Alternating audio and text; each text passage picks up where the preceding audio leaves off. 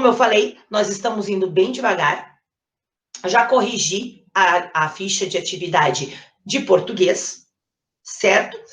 E agora nós vamos passar para a apostila de português. Então, vamos lá. Vou passar aqui para vocês a nossa revisão. Então, eu vou, sim, colocar a apostila digital, porque tem umas coisas que são muito boas para a gente poder acompanhar, certo? Então, já estou aqui na apostila de português. Vamos lá, desde o início. Que como nós começamos trabalhando cordel, nós fizemos essa atividade em sala, gente. Mas nós temos um vídeo aqui que a gente pode assistir. É bem legal.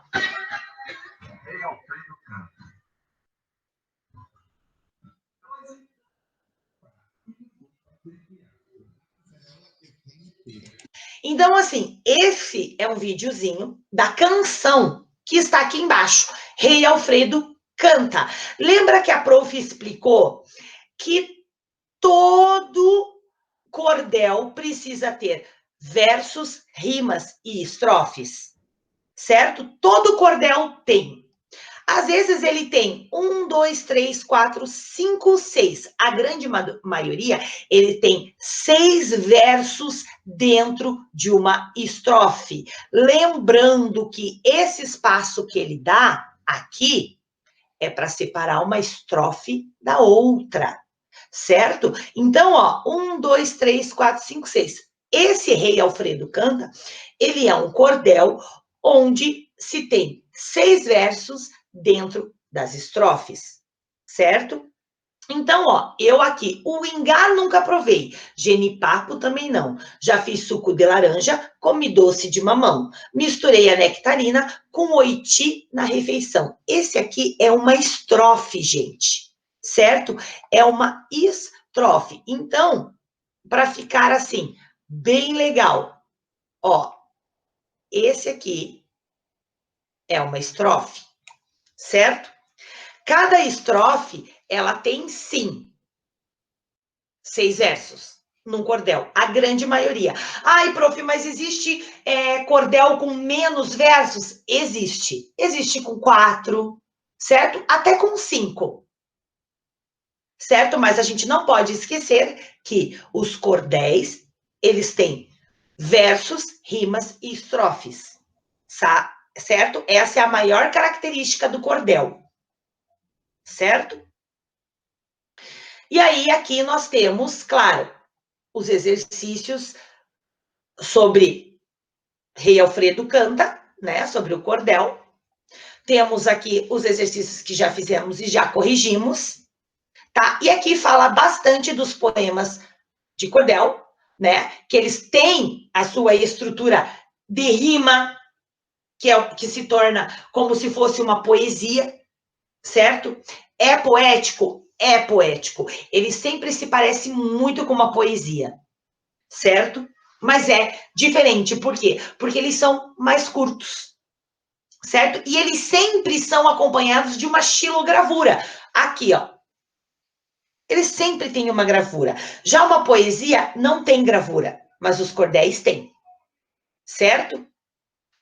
Aqui nós temos, aqui, claro, a questão do duelo dos versos, que nós até vimos um duelo de versos, nós vamos ver aqui um pouco em seguida, né?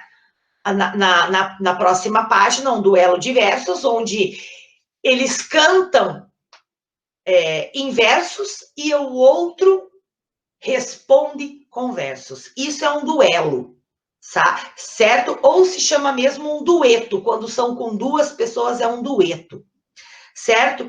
Então, essa forma dessa expressão que a gente usa, né, esses duelos de versos, elas são conhecidas como repentes.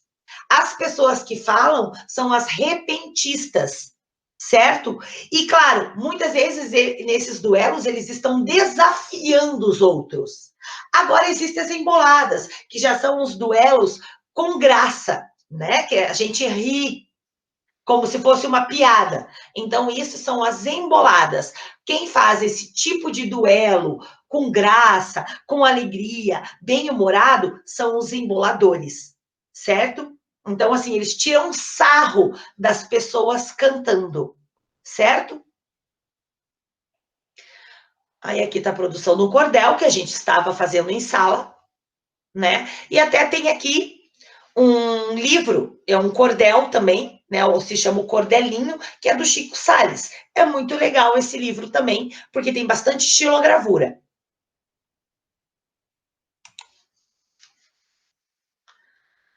E aí, claro, né? Nós entramos aqui, daí, nos pronomes pessoais e possessivos. Outra coisa que nós já vimos em sala de aula, certo? Pronomes pessoais, do caso reto, eu, tu, ele, nós, vós, eles, né? E os pronomes possessivos, teu, tua, meu, minha, seu, sua. Esses são os pronomes possessivos. Tem mais? Sim, mas nós vamos vendo conforme a prof vai explicando. Aí nós temos aqui a lenda do Curupira, que eu li em sala para vocês, certo? Então, claro, onde ele fala bastante, né, dos pronomes pessoais do caso reto, né? Por exemplo, no texto, a palavra eu se refere a Curupira, certo? Se a lenda estivesse sendo contada por uma outra pessoa que só observa, a palavra que palavra que ia ser substituída pelo eu, Curupira. Certo? Então tá aqui. Os pronomes pessoais. Gente, a prof não lembra se nós marcamos com marca-texto. Mas se a gente não marcou, por favor, marquem, tá? Essa tabelinha, que são as palavras que indicam a pessoa de um discurso, que são chamadas pronomes pessoais. Então, eu e nós, ó lá, primeira pessoa do singular e do plural. A primeira pessoa, a pessoa que fala. Então, eu, no caso, quem está dando essa aula para vocês? Eu estou falando, certo? Por isso, a primeira pessoa. Tu, vós, você e vocês é a pessoa com quem está falando. Com quem que eu estou falando? Com vocês. Vocês são meus alunos, então eu estou falando com vocês. Então, é a pessoa com quem eu estou falando, são vocês. Certo? Estou fazendo esse vídeo para vocês. Certo?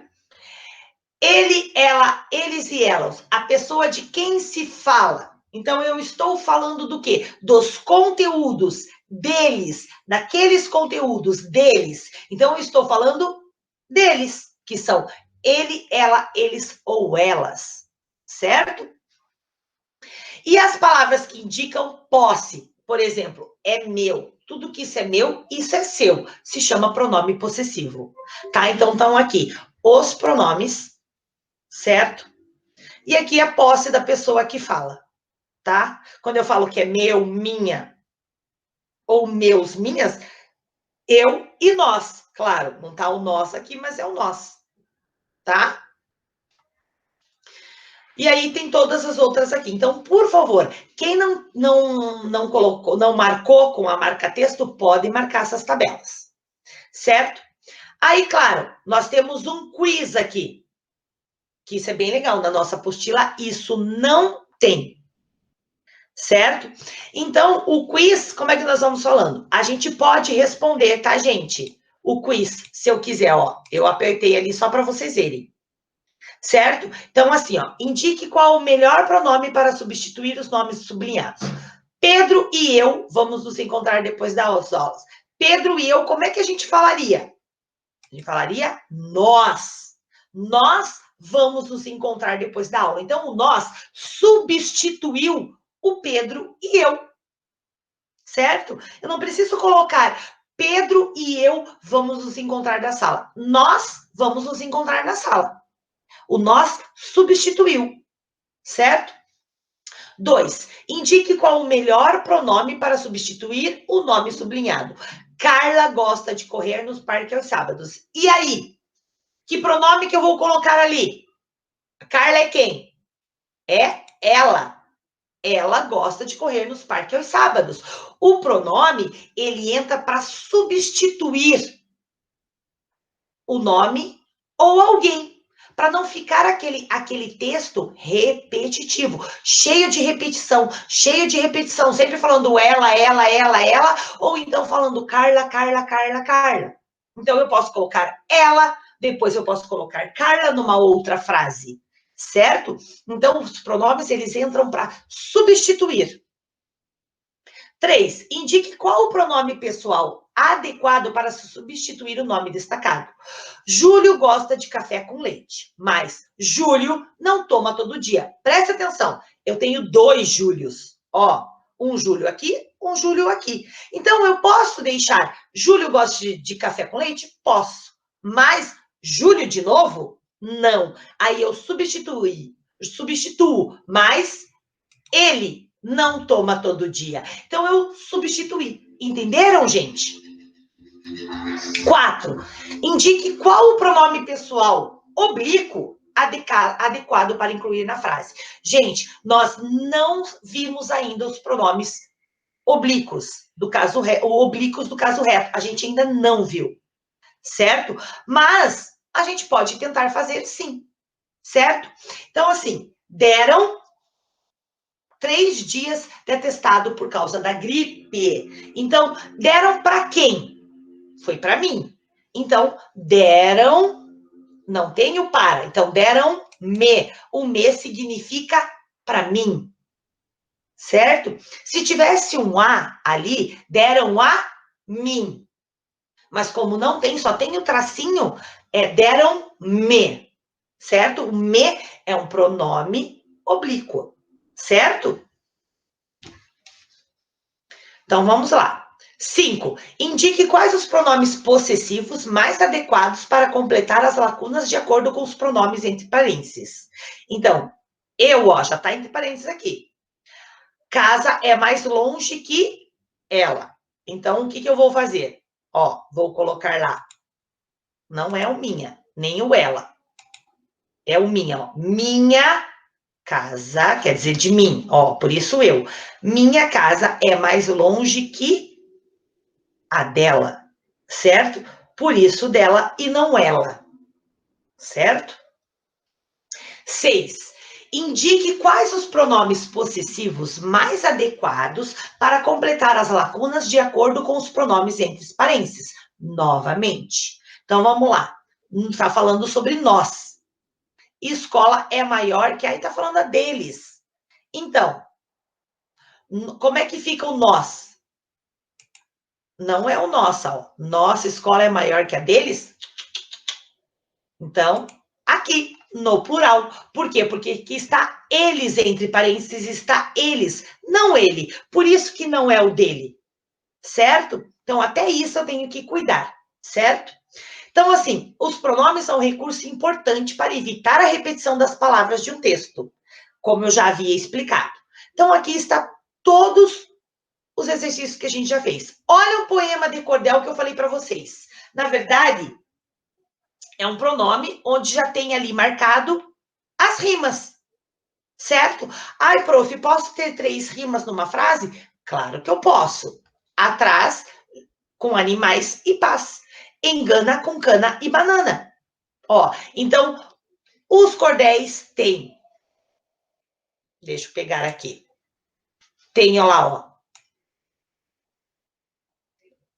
Uma estrofe com versos e rimas, certo?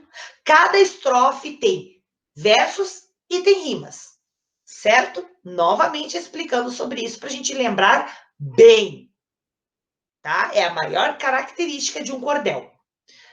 Todos os exercícios. E aqui que nós já fizemos, né? A cruzadinha.